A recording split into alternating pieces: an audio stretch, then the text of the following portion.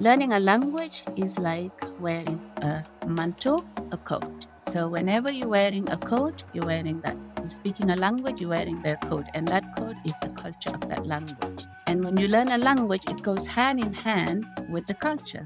And I'm a living proof of that. Welcome to the ML Chat podcast. I'm Andy Morris, your host. I have really been looking forward to this conversation with Tida Kejera. Tida, we met at a conference recently. We were in the same session, and during the session, you started talking in response to a question I think the presenter had posed. And I was just listening to you, and I thought, man, I want to get to know this woman more and hear more about her story. So I came to the back of the room afterwards. We talked for a little while, and you so graciously agreed to come on to our podcast and to tell us more about you and your journey and just this really incredible, vibrant language journey that you've been on in your life. You speak so many languages, and that's just what this conversation is about. You are an ML educator, so we'll talk some about education as well. But this is just an opportunity just to share this awesome journey that you've had as a language learner yourself.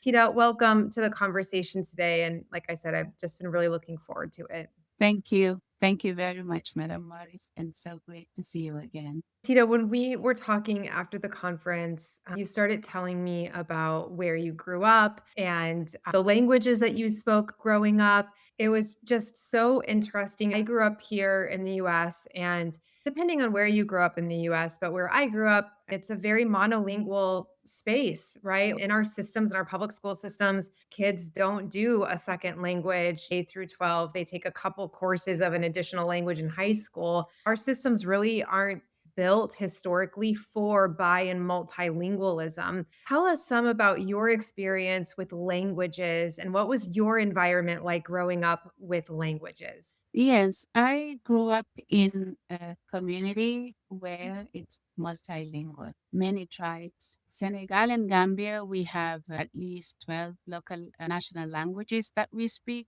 And growing up, my tribe is a Mandinka. I grew up speaking Wolof as a first language and Mandinka, those we use simultaneous. Actually, we spoke more Wolof in our house growing up than even Mandinka. But my grandmother, who only spoke Mandinka, would talk to us in Mandinka and we would respond in Mandinka. But everybody else, we spoke Wolof.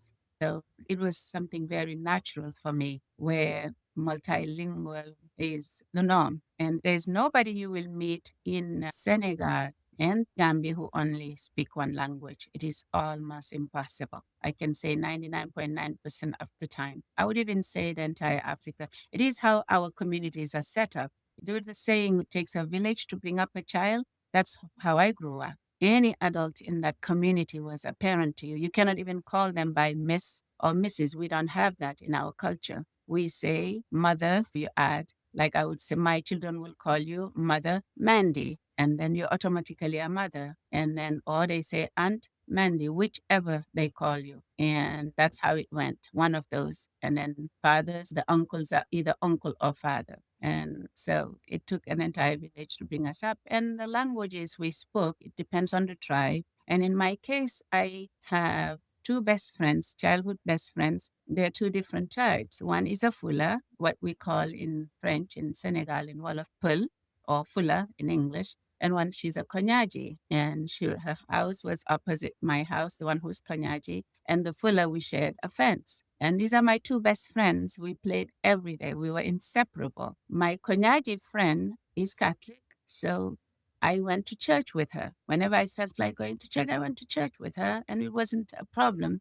with my family or her family. I remember the first day we went to church together. The priest saw me. The priest knows me because he comes to the house, and we bothered him so much. We would be acting, playing. He was an amazing person. And when he saw me and he looked at me and looked at my best friend's family, mom and dad and her siblings, he didn't say anything. And he's, Ndey is here with you guys today. They call me in my neighborhood Ndey, at school Tida, and some people call me Ndey Tida. Ndey Caesar is with you today. He was a little worried, and Papa Pierre, my friend's father, may his soul rest in perfect peace, said, "Oh, they will be coming whenever she feels like it. You know, she's inseparable with Angelique, my childhood best friend, so it's okay." That's I did. And I even did catechism with her. I grew up doing catechism with her. Whenever she went for catechism, Bible studies, I went with her. Whenever I had chance to go, we went together. We were inseparable.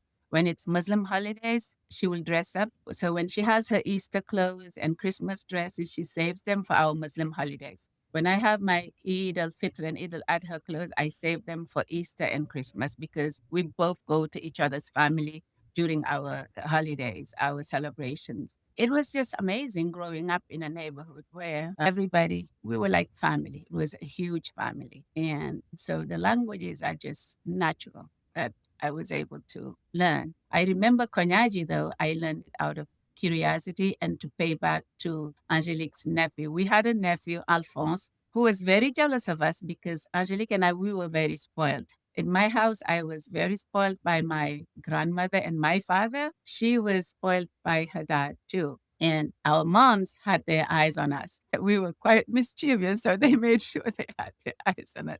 And Alphonse was Angelique's niece, her sister's son. But in our culture, we say your child. If it's the children of the same gender, they're your children. If it's the children of the opposite gender, then they are your nephews and nieces. So Alphonse was very jealous of me coming to the house, being part of the house. So whenever he saw me coming, he would say, Aholai Chikicha means here comes the Mandinka woman, the Mandinka girl. Here she comes again. Aholai Chikicha. And I wondered why. And whenever he sees me, that's the first sentence I hear Alphonse say. Then out of curiosity, I asked my friend Angelique. Angelique said, Alphonse, he's jealous of us. Don't mind him. So I started learning Konyagi. And then I was very fluent in Konyagi to Alphonse's surprise. Whenever I come, he says, Aholai Chikicha. I said, Alphonse. I said, Alphonse. He would be like, what?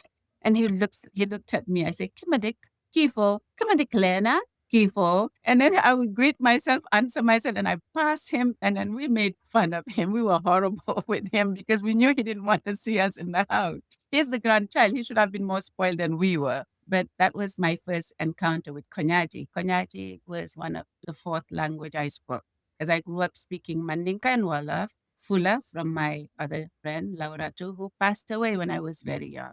We were young, she passed away, and I still have her in my heart. And I remember because of her, I learned Fula because her grandparents would only speak Fula to her. So when I'm in the house, I always spoke Fula with them. That's how I learned Fula. And so Fula was the third, Konyagi was the fourth, and French was my fifth language. You have a curious mind. Just in this a small amount of this conversation, I can hear from you. You're drawn to languages. It's part of your life, right? You're just surrounded by languages, surrounded by different religions and different pieces of culture that are just almost part of the fabric of the community that you grew up in. And you have such a curious mind. You're learning another language just to make fun of your best friend's relative. And now tell us about French. How and at what age did you learn French? Yes, I learned French at age 7. In those days, there was no such thing as pre K or kindergarten because I went to school in the 70s. We start first grade at age 7. And I remember my first day in school because we were colonized by France. So they made sure in the 70s, 60s, up to the 80s, there was a big campaign to make sure we had birth certificates at the right time and also that we are registered to go to school because not everybody wanted their children to go to school. And so to encourage that, if you work for the government, they make sure because our parents receive a pension that your mom gets until you're 2 years old, and after 2 years old, the money goes to your dad. But you have to have a birth certificate and it has to be the correct birth date and all that. So my father registered me at the school as Tida. I never knew my name was Tida. So the first day of school, I went there with my aunt, my father's sister, who didn't go to school either, didn't know how to read or write. My parents didn't go to school. So this is how they took attendance the first day. You all line up at the door, at the classroom. We had two first grades. And then you stand there and then they call the names. When they call the name, if they call your name, then you enter. Nobody called the name. I didn't know my name was Tida. My aunt was standing there waiting for Ndey Tida. My aunt was not happy. When all the kids went to the class, I was the only one. We were standing there in the cour de l'école. That means the schoolyard. And then my aunt went to the principal, Monsieur Ndao, and said, I am so upset with you. You happen to be my brother's friend. How come you did not call my niece Tida? And they said, right here, my niece is crying. Doesn't have a spot. And my brother, I know how punctual he is. I'm sure he recorded her early. So what's the problem? He said, let me look. We only have one student who's absent today. We called her name everywhere, but she's not here. And then she said, and then he said, that student is Tida Cisse. And then my aunt held her head and said, oh, that's her. We named her after our aunt because my mother's sister brought up my father. She didn't have a child in those days. They still do it in Africa. When you don't have a child, you have a family member who has a child. That's automatic adoption. They give you the child at birth or 2 years old. And my father was given to my grandmother's sister when my father was 2 years old. That's why my name Ndey comes from. Whenever you see Ndey, sometimes they add an E to it. That's more French. And then when you see Ndey, it means mother. Because when we name in our culture, when you name your child after your parents, you don't say the first name. You have to add something to it to show respect. So that was my first day in French class at age 7. And then he took me to my class. And then that's how I knew my name was Tida. So in school, I'm called Tida. In the neighborhood, I'm called Ndey Cisse. In the family, I'm called Ndey Cisse. And that's how I learned French as a first language. And it was really amazing. But I always had pain on my way going to school, seeing other girls not having the chance to go to school like I did. And they were in the neighborhood, and I would play with them after school. That always bothered me. And I remember I said that one time to my granddaughter, baby Tida. She's Tida Mariama. She's named after me and her other grandmother. We nicknamed her baby Tida. And I told her how sad I was. And she challenged me, something I never thought of. It just shows you how learning never ends. I told her, because she asked about my education and how was life like when I was young.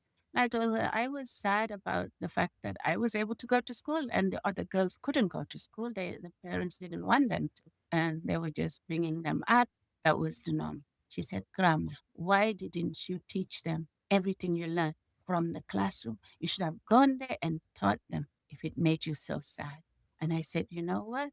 Learning never ends. I never thought of it that way. I said, now that I know, next time I'll do it that way. It was really touching that she saw it at that angle. It just shows you no matter how old you are, learning never ends and it never stops. And we all have different perceptions. I loved it when she said it that way. That's a beautiful perspective. And it's also so lovely to hear you had that empathy in your heart and that awareness in your heart, even as a child. And then, of course, you wouldn't have known at 7, 8, 9 years old that you would have committed your adult life to educating others. But it was in your heart already when you were such a young age. So you go to schools in French. You have an opportunity that others around you don't all equally have access to, but your parents support your education. They want you to be in school. There's, I'm sure, a lot of life that happened between that and coming to the United States and becoming a teacher here in the United States. So, what was that journey like? How did you end up making your journey out of Senegal and why? Yes, I got married. My marriage was arranged by my grandmother to my husband and my husband's mother. My grandmother always wished I married my husband. His family, he's my father's third cousin. And I had a very special relationship with my grandmother. She spoiled me, and I was her carbon copy. I looked like her and everything. And I agreed to the marriage. And I had one condition. My husband came to visit.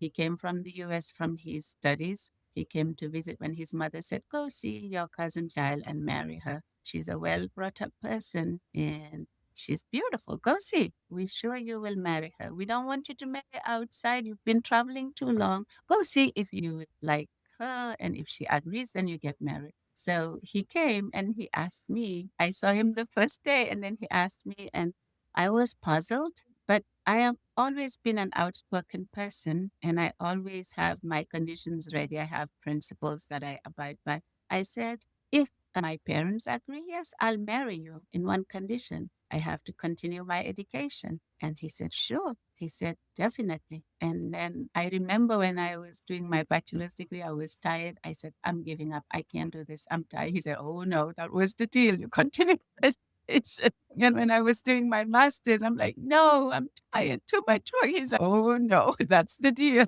So yes. And from there, we got married and I joined him to the United States quite young. And I learned English as a second language at Albert Einstein Adult Education. On Saturdays, I would go from 8 to 12, and it was free. And I remember when I went, he took me there to register, and they said, second language. I told them, no, English is not my second language. Because at the back of my mind, I'm thinking you're talking to somebody here who speaks five languages. Can't make English a second language to me. But they didn't understand. Yes, I started at a beginner level. And then later on in life, I understood that to them, I was learning English as a second language.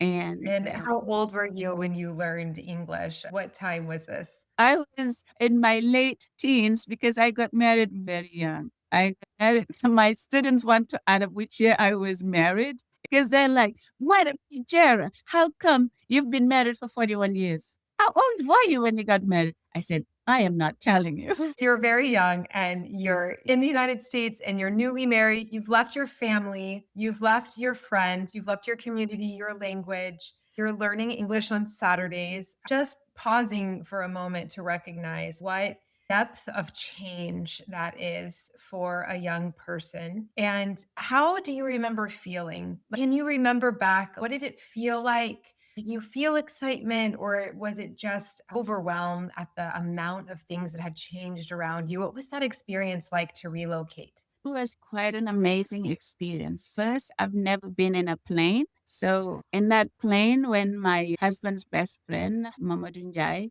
he accompanied me all the way to the plane. He was worried. First, he was shocked. This was January 25th. I used Pan Am airplane to go to New York. And I dressed up in my beautiful dress, all white. And it's brodé. It's really for summer. And my grandparents gave me our traditional big wraparound, covered my head, everything. So I used it as a shawl. He saw me he came to the house to pick me up to take me to the airport. He was shocked. He said, do you know how many degrees it is right now in the US? It is snowing, it's freezing. And learning French as a person, we read all the books of Victor Hugo, Moliere, you name it. They describe snow to us. I was always wondering what is snow like because I've never seen it. And then people who have been there will tell you it's ice. And I'm like, wow, big ice cubes. To me, it was like ice cubes falling from the sky. I couldn't imagine. So when he was shocked, trying to tell me, you don't properly dress, you need to wear heavy pants and have to have many layers and a coat. But he called my husband. He said, be ready. Tida is coming there in a bridal dress. Please make sure you have a coat and boots ready. My husband went and got a coat and boots and from a good friend of his, Amisilla, who's a Gambian, and Sohna Sal. They prepped him and said, this is what she will need. They gave him all that and say, meet her at the airport with this. And I had heels, high heels on. Forget about boots. I had no idea what snow was. So when he accompanied me all the way inside the plane, because he knew I've never taken a plane, he was worried. But I was not afraid, but I was wondering, what is my life going to be like? So as I sat in the plane, there was a Peace Corps who sat next to me, and he spoke Wolof perfectly well. And that really eased all my wonders. And then he started singing bridal songs for me because my husband's friend said, this is a bride going to her husband in the US. Can you help her? Because in New York, she wouldn't know what to do, where to go. Can you help her through immigration at New York? And then from there, her husband will be waiting for her and they're going to Maryland. She should be going to Maryland. Oh, he said, sure. She's a bride? Amazing. He started singing all the bridal songs in Wolof. And this is a Caucasian American singing all these bridal songs for me. And then he made me really comfortable. And he tied my seatbelt. Even though they show you how to tie the seatbelt in the plane, it's different. It's easy if you have done it before. If you sat in a car with a seatbelt, I've never sat in a car with a seatbelt. It wasn't a problem in the past, in the 80s. So he tied my seatbelt. He sat next to me and they served me the food and he made sure I ate the right food and everything. He really made me so comfortable. And that made me really, that's the second thing that made me fall in love with all Peace Corps that I sent a shout out to. And I saw them also teach my mother-in-law how to make jam, and they helped us. They would go to the villages, help people cook with firewood, using less firewood in a stove. Because I grew up cooking with firewood, and it wasn't fun. It wasn't easy. I fetched water growing up. So when I left all that behind me, I came to the US. When I arrived, my husband met me and he accompanied me until he saw my husband. There was no cell phone. My husband was at the arrival and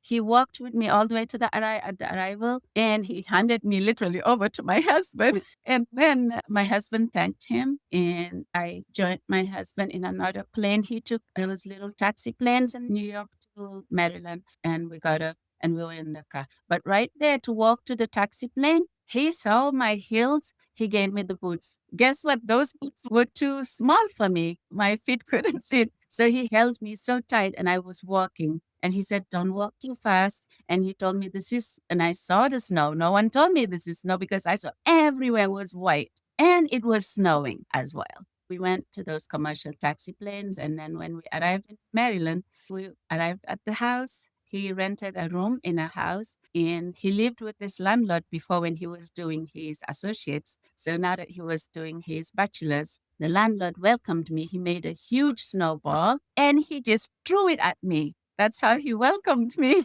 And my husband said, you need to do the same to him. Make a big snowball and throw it back at him. And boy, I had fun. I made a big snowball and I threw it at him. And that was me touching the snow and finally knowing what snow was all about, what it really was like. So that was amazing. And I was amazed. I was not very amazed. It was great to see the dishwasher, the microwave.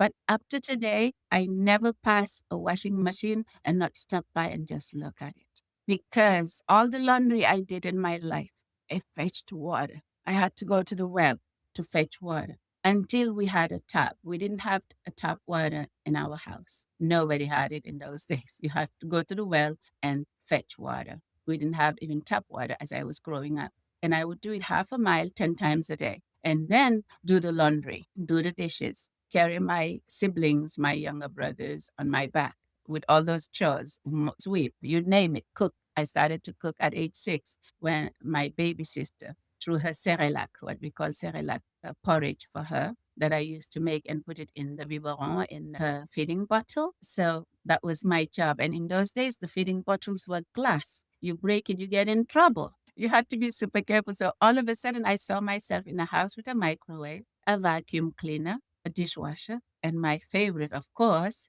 the washing machine. And when I turned the washing machine on, the landlord had to remind me all the time. He would come and say, hey, Tida, you don't have to stay here to still do the work. You can go and do something else. I said, no, Bob, I enjoy watching this. He's okay. But he read a lot about Africa, the culture, every African country he knew. And he was quite acquainted with Africa and African culture. And he was just amazing. And then I remember in my school, they would tell me when I learned English as a second language, they were teaching us the word hobby. They said, what's your hobby? And I said, my hobby is cleaning. Everybody thought I was crazy. And why would cleaning be your hobby? And I said, America, beautiful. Everything press button. Because everything I did to clean, all I had to do, any chores I did was to press the button. And because I didn't speak English, I said, America, beautiful. Everything press button. And they were like, what do you mean everything press button?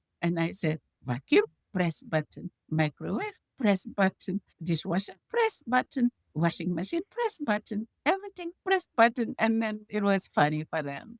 That was quite something. all of this life experience that you're having really at still a pretty young age, it makes me think about how you can connect and relate with your students and how your own life journey made you passionate about serving English learners in the United States. You had shared with me before that your husband was quite fortunate that he had an opportunity to do studies internationally and that he was selected, and that propelled you and your husband on a life journey that brought you all over the world. When did you decide that you wanted to be an educator? Was it in the States after you learned English? Was it when you were already overseas with your husband? Like, when did that light bulb go off for you that, like, hey, I'm a good fit for this? I know the journey that these students are on. I want to be in that space with them as an adult. Yes, due to the fact that we traveled a lot. After I finished learning English as a second language,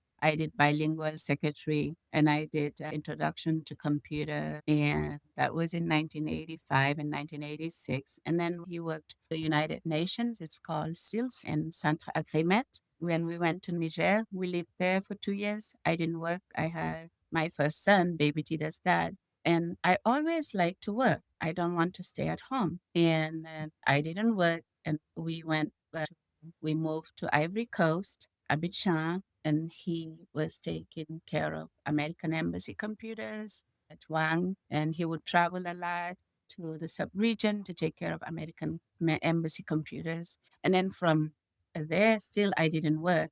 And when we went back to the Gambia, we had our own family business, and I was the manager of the family business. And I started my bachelor's degree there and didn't work for anybody but for ourselves for the family business. Then we moved to Saudi Arabia. When we moved to Saudi Arabia, we lived there. He worked in Saudi Aramco. So when we lived there, wanted to work, and it was hard for me to find a job.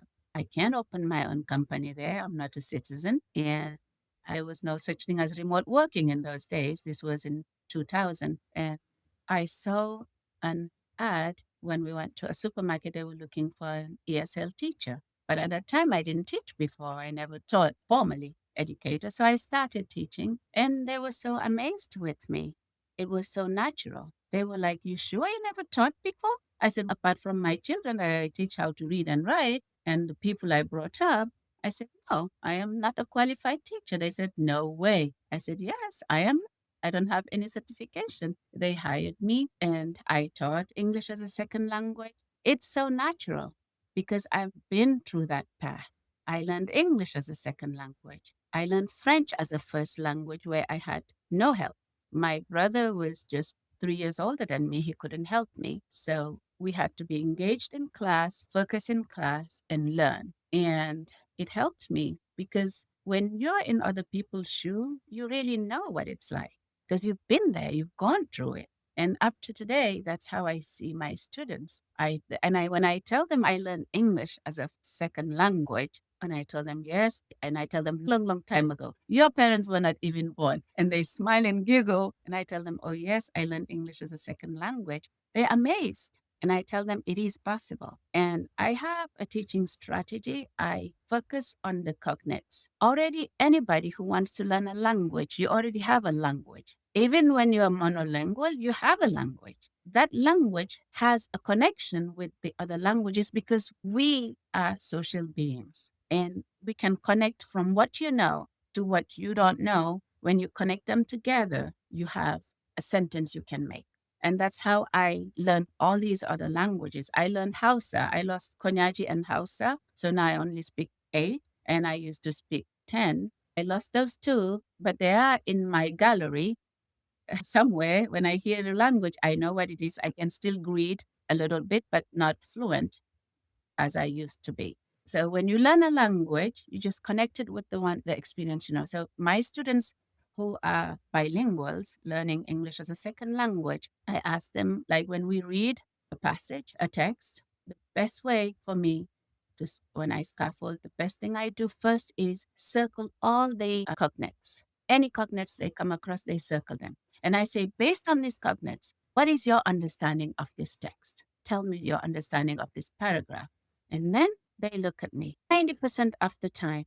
they'll get it right. 90% of the time. Just if you base everything on the cognate. And if it throws you off, it's because there was a false cognate and you thought that's what it means. But it's really not a false cognate, but just a cognate, you'll be fine. And this is anybody who wants to learn a language. That's my suggestion to them because you already know something. That's the foundation. Now, to add on to it, just explore what you know, have it in hand, go back to it as your reservoir, and then take as much as you can to communicate.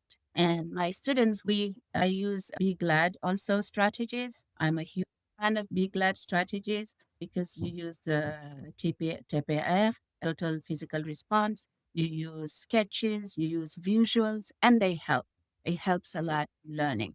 And our students don't go through the hardship we went through. Like in those days, a lot of these strategies were there, but not as easily accessed as in the past. Because when I went to school, I didn't even grow up with a TV in our house. We just had a radio and you listen to the radio. And but you have your parents, your grandparents who also taught you. I learned a lot through our folk tales. I wrote 4 to 5 folk tales that were told to me by my grandparents and my parents. And that's also learning because it tells you a plot, it tells you a setting, it tells you the character, and it tells you everything. That's also learning. That's also learning. Yes, maybe not formal, if some people perceive it that way, but I've learned through all that. And I apply every experience I have in my learning journey. I apply it, I put it on the table for my students to also explore. And we learn. Like I always said, learning, when you're a teacher, you learn more than you teach because you learn from every single student. And they learn from each other and they learn from you as well. And teaching and learning, they go hand in hand, just language and culture. They go hand in hand. I remember my professor when I was doing French linguistic at the university for my bachelor's. And then she came and she said, she was amazed because she saw us speak different languages in the classroom. It was a university extension, St. Mary's University extension program in the Gambia. And she would see us speak French, Mandinka, Wolof, tease each other because our tribes love to tease each other. Yeah, my tribe is better, my language. Yeah, no, forget about it. She was learning, and then she said, learning a language is like wearing a mantle, a coat. So whenever you're wearing a coat, you're wearing that. You're speaking a language, you're wearing their coat, and that coat is the culture of that language. And when you learn a language, it goes hand in hand with the culture. And I'm a living proof of that. When I learned Hausa, when I lived in Niger in Hausa, there is a way they greet each other, just like how we greet in Mandinka and Wolof. We just don't greet, say hi. Like in the US, I remember the word hi the first time. I love to stand by the door just to watch people pass by. And they either smile or say hi. And I didn't know English at that time. Then I told my husband, it's very weird. Whenever they pass by this door, they say hi. And in French, I. When you're hurt, you say I. So I'm like, why? They're not hurt. I didn't see them trip or something. Why did I say hi all the time? And my husband said, it's a way of saying hello. When you hear hi, it's hello, bonjour. I said, ah. And then I was worried about again, why do Americans just grab each other to greet? They just grab you like this and hold you. Why? It was so weird for me. And this is early young age Tida, learning English, being in the United States. And now today I'm the biggest hugger. I'm sure you remember I hugged you too, because I love hugging people, whether I know them or not. If they're comfortable, I hug them. Because in the French culture, we give kisses. We give kisses on the cheeks, and it depends on where. Mostly West Africa, French speaking countries, we do too. But you always start from the right and left. So I learned that. And in the Middle East, in Saudi Arabia, and in the Gulf, everywhere, they do 1, 2. And if you haven't seen each other for a long time in Saudi, you can do many, 5 times on the last cheek. And I learned that. And then back home, as a young person, you greet your elders kneeling down a little bit. You have to lower yourself when you greet your elders. And I grew up not looking at people in the eyes. That's all my culture. I remember one St. Patrick's Day, my teacher assistant who worked with me at ACST, and the kids came and said, you are not wearing green. She said, "You kidding me? My eyes are green." That's the day I knew her eyes were green after I worked with her for at least 2 years. When she said it, it just told me, "Tida, you still don't look at people in the eye directly." I didn't know the color of her eye. And these are all culture, but it goes hand in hand with the language. To learn a language, you learn with the culture as well. I met you. I felt so, just even with the 5 minute conversation we had, I felt so inspired. You talked when we met in person about how connected we all are. And it's something really beautiful about your life journey is you've traveled so much, and you, through learning all of these languages, you have learned so much about different culture and different ways of interacting and greeting, and that it all looks and feels different depending on where you are in the world, the language that you're surrounded by. Yesterday, I was listening to a podcast about Artemis, the rocket that went off yesterday. And in the podcast, they were talking about it's this moment in humanity for us to feel connected across the whole world, that humans can accomplish something so grand, right? To be able to send 4 people off to the moon. And I was listening and thinking, yeah, it is really miraculous. But I was thinking about our conversation that we were going to have today. And for me, I thought, I feel that same thing having this conversation with you. So, yeah, it's amazing. We're sending people to the moon. I think it's amazing, this journey that you've been on. I think that it's amazing when people come to the United States and they have an opportunity to learn a new language, to study, to find jobs, to improve their lives. You've had the opportunity to go and live after coming to the States, to go to the Middle East and back to Africa, back here. I think that is what's so beautiful about humanity. It's inspiring to me. There's so much that we can learn about one another when we open ourselves up to another language, another culture, and how wonderful that you've been able to offer all of that life experience to your students and to be able to connect with them. I'd love to hear a little bit about, as a mother, what was it like what was it like raising your children? I'm guessing raising them with more than one language. How did you decide? What language are we speaking in our home? What language do they learn at school? How did you make those decisions as a parent? So, language, we spoke Mandinka, Wolof.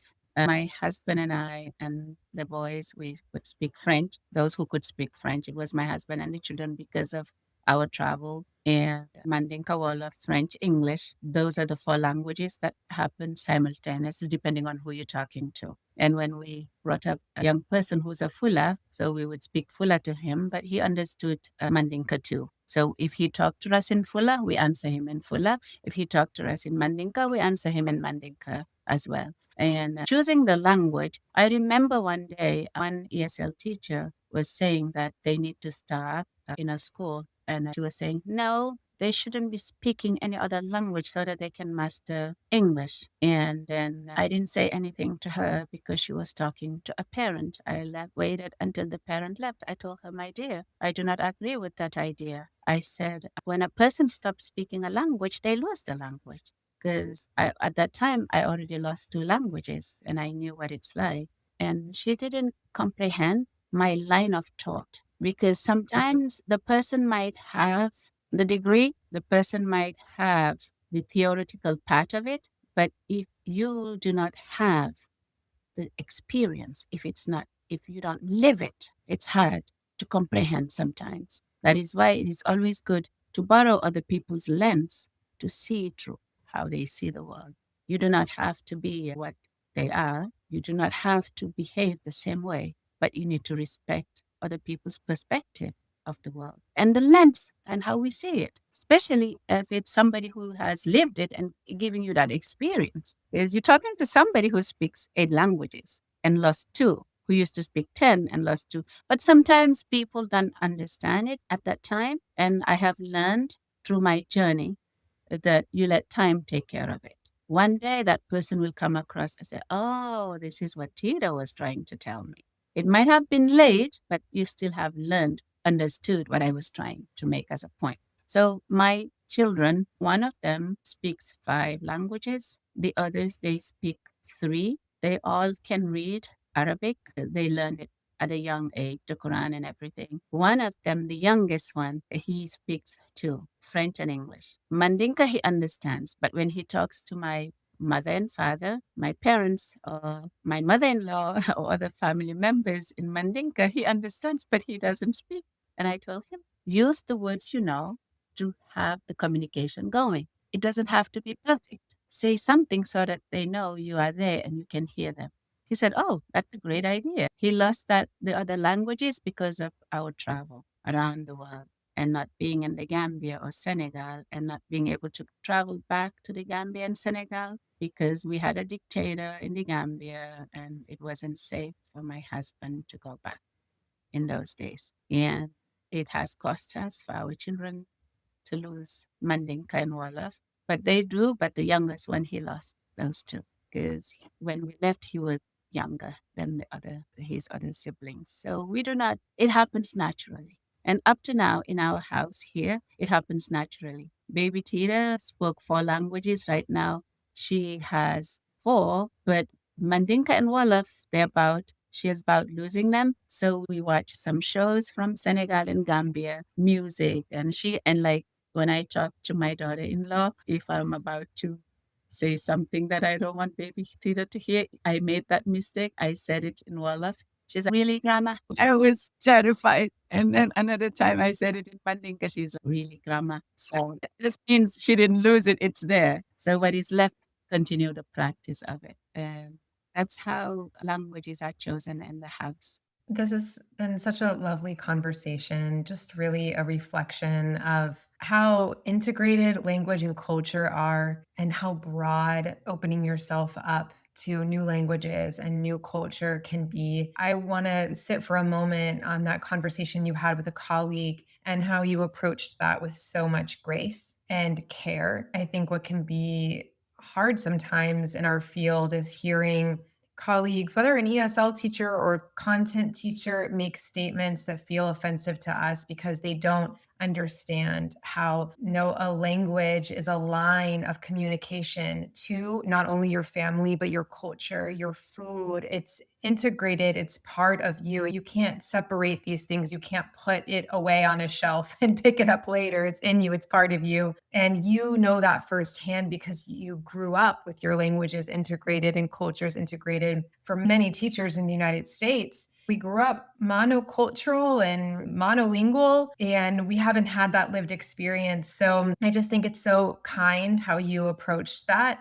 with trying to share some awareness, but then also understanding that you can't force it on people. You said, let time take care of that because sometimes people just come to their understanding when they're ready, when the timing is right. I wonder when you think about working in a system with a lot of teachers who are monolingual and or monocultural, how has it felt to sometimes perhaps carry some of this extra knowledge and experience that people around you haven't had? That former colleague was in my former school. In my school, present school, Bellwood School District 88, a big shout out to all my colleagues and to our superintendent, our board of director, and the former board president as well, and to all my amazing colleagues. They have welcomed, because I taught in that school. This is my 10th year, and I taught French for 8 years. And the last 2 years, I went back to ESL, and they really are quite welcoming and understanding. Our director of bilingual, I keep telling her, I don't want my mind. It's just like when they say I learn English as a second language at the back of my mind. No, it's like when I call her the bilingual director at the back of my mind and in my heart, it says no, because it's, I would say, director of multilingual. Even when we met at NABE, I wanted to challenge them when they said bilingual because they say National Association of Bilingual Educators, right? But how many languages does NABE cover? It's multilingual because there was an interview they did when they showed us on the screen. They were showing us things on the screen, and this person spoke French. And then they even said Wolof. And then I made my sound, and because I grew up speaking Wolof, I was so amazed. And in my school, it is, so I call my director always, I tell her, really, Madam Oldendorf, yes, bilingual, but I would say multilingual director because I speak already how many languages. And among us, even the staff, the students, and we have other languages in there. Like we have in our school, we have a Francophone, a French speaking student, and we have Spanish speaking students, and we have students who speak Arabic and they speak English also, and Urdu. I had the chance to teach all those. It wouldn't be bilingual anymore if we consider the other languages involved. But I understand the aspect of bilingualism. In my school, present school, we are all welcomed with open arms. It's our superintendent always says, hashtag 188. This is the Run Clark. I don't know if you're acquainted with Run Clark. It's a house system. I am in the house of Rever, and the others are in the House of Easy Bindi, House of Courage. Rever is the House of Dreamer. And then we have House of Amistad, and we have, which is the Friendship House. And then we have the House of Givers, Altruismo. And we have friendly competitions among us with our students who belongs in the houses. And when I'm teaching, I let the houses compete, right? The cognates, the Amistad will write, compete with Easy Bindi, or altruism or reverse. Yes, it is difficult sometimes when a person does not give you the opportunity to know you and understand, because a lot of confusion, frustration, miscommunication all happens for the lack of time given to each other, empathy, showing empathy towards each other, understanding towards each other, love towards each other. And when that happens, it is quite difficult. But again, you leave it in the hands of time, it takes care of everything. And but I'm really thankful with every person I work with. Everybody from the superintendent to my principal. The superintendent is Dr. Stockton, and Dr. Bowen's my principal, my bilingual director, Madam Oldenduck, and everybody in Bellwood School District 88. They have welcomed me with open arms, and I've worked there for 10 years, and we did share experiences. We work together, and we all have one goal, is to have a positive impact on our students. And the students come back to visit us. You're my French teacher. You go, you meet them somewhere. You're my French teacher. Hey, Madam Kejera, how are you today? You remember? I said, oh, yes, I do. How are you? That's a feeling that no paycheck replaces. Knowing that teachers, we don't make much, but that recognition, that positive impact, that legacy we're working on to leave behind, there's nothing more beautiful than that. And it's just amazing. And we just have to continue showing that positive impact. The community I work in is family. I spend more than 8 hours a day there. The kids spend more, our students, our children, they spend more hours with us than with their families. We spend more hours with them and our colleagues than any other person during the academic year and Monday to Friday. And when we have some celebrations that we do over the weekend, everything, you name it. So it's a family. And within a family, nothing is perfect. You don't have things your way every day, even your own life. Some days you're not happy with yourself. You make a decision, you're like, oh no, I was supposed to do this first before that. That happens to you as a human being. It just shows us and reminds us that no human being is perfect. But when we are ready and willing to show empathy, understanding, love, kindness, and just being there for each other, it makes a big difference. It makes a huge difference. And I'm really thankful everywhere I have worked, all the friends I've come across. And a big shout out to Dr. Salha Jason. She's a very good friend of mine that we met in Saudi when I started teaching. And I was very nervous, and she guided me because she was a principal or a supervisor in a school, all girls school. In Saudi, you don't mix the genders in the school. So I taught in all girls school, adult English as a second language, adult education. My youngest student was 12 years old. She was the only youngest person I taught in those days. For 5 years, I taught in that school. So shout out to all my friends in the Middle East that I worked with, my friends, all of them, and to my Bellwood School District 88. And I have a little friend who grew up now, and she is my colleague's daughter. She came, and we were setting up every year. Her husband and her kids would come and help her set up her room. So my little friend, she was in second grade, and she just walked into my room. She saw all the French-speaking countries, the flags, and the pictures of the culture, because I make sure they're all dressed up in their traditional clothes culture, showing the culture of the country, not just the flag, but I associate it with the culture. And these are all the French-speaking countries. And she would ask a question, why is this flag that way? Why is this? Oh, what country is this? She was in second grade. And then she told me, when I grow up, you will be my French teacher. I said, I'll be honored to. Eh? She just started a friendship with me. She was a second grader. She will send a note, a very kind note, to me through her mom. Mom, can you give it to the French teacher? Tell her I love her. All she would write there is, I love you. How are you today? Are you having a great day? I'm having a fantastic day. Little notes here and there, all on a weekly basis. And every August, she's looking forward to seeing me. And that's how the friendship built. And she has the same behavior and character as when I was a child. I told her mother, your daughter is just a carbon copy of me. And she's even nicknamed Mini Me. Now, when she writes to me, she'll say, love, Mini Me. And all that happened through my stroke district at Bellwood School District 88. And when you work with people, you build relationship, family, you name it, you become a family. We are so connected if only we give each other a chance to understand each other, be kind to each other, and to show empathy and love and kindness. Because we are not islands, we're human beings, we are social beings, we like to interact and connect. Because that's the only time learning takes place, when you interact and you connect and you give each other that opportunity. Thank you so much for this conversation and for just reminding us here today and all of our listeners that it's really about relationships. That's where the learning happens. That's a wonderful place to wrap this conversation. It's been so lovely, Tida. Thank you for sharing your journey with us here today.